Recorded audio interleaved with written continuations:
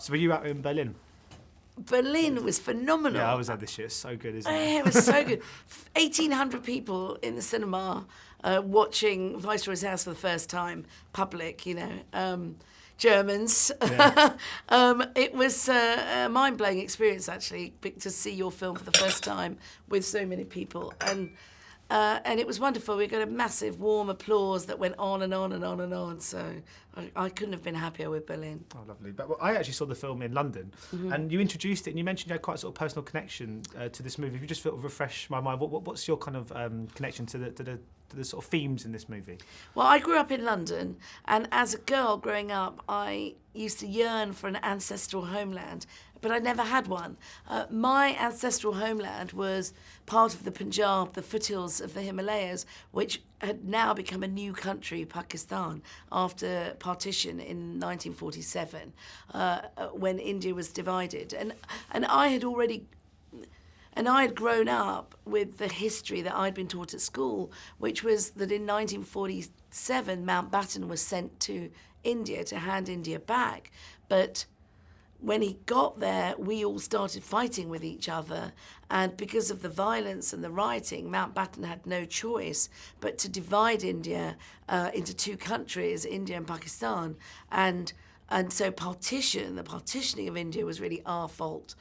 When I started researching the film, I found that actually that was not perhaps what really happened. So my film sort of interrogates the narrative that the whole world knows about partition and actually challenges the British Empire's version of history there. Was it quite important for you then to offer this kind of balanced view on Mountbatten? Because, I mean, I gather he's been sort of painted as a real kind of villain of the piece, but this actually takes a slightly more sympathetic perspective, and as it kind of puts him in a position where it looks like he didn't have much choice.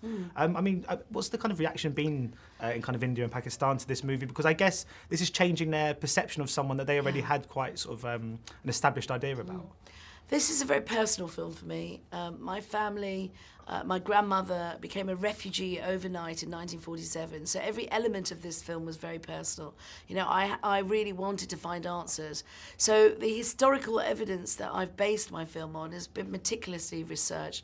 And I think in India, Mountbatten is blamed for the partition. And the evidence that I found was that actually, before he'd even come on the scene, there were plans afoot. So, yes, the film shows a different version of Mountbatten's role.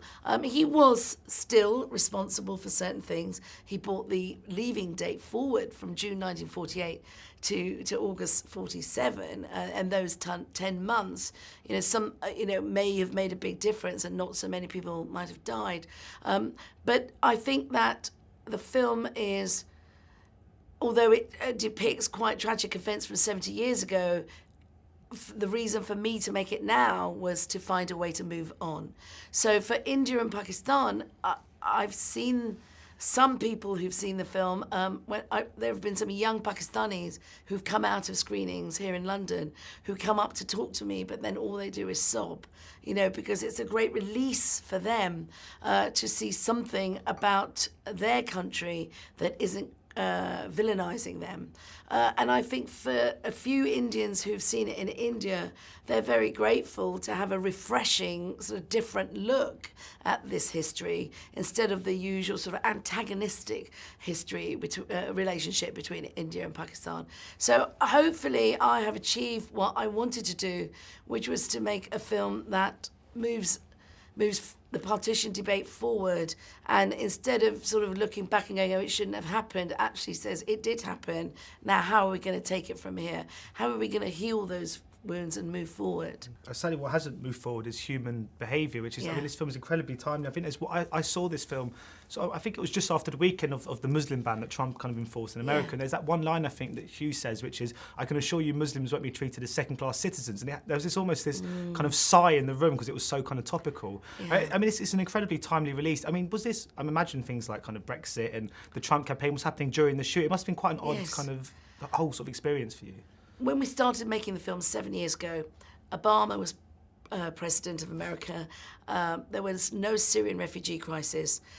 Brexit wasn't even an idea in anyone's head, and there certainly wasn't a reality star in the White House. The world is a very different place now at this end of the movie as we come out.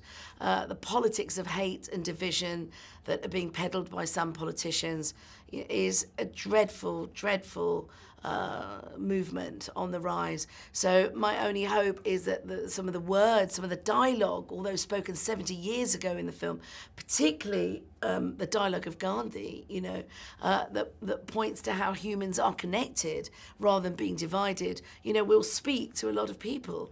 And the film is also a timely reminder of what happens if we let those agents of division, those agents of divide and rule, if we let them win. Because what happens is, in dividing people, it only leads to violence and death and destruction. And that actually, it does not work for anybody in the long run. Yeah. And just a very quick word on Om Puri. I mean, he's such a talented actor, and this is the last time, I imagine, for many people, they'll see him on screen. He's always moved between the UK and kind of Bollywood so seamlessly. It must have been a pleasure to direct him.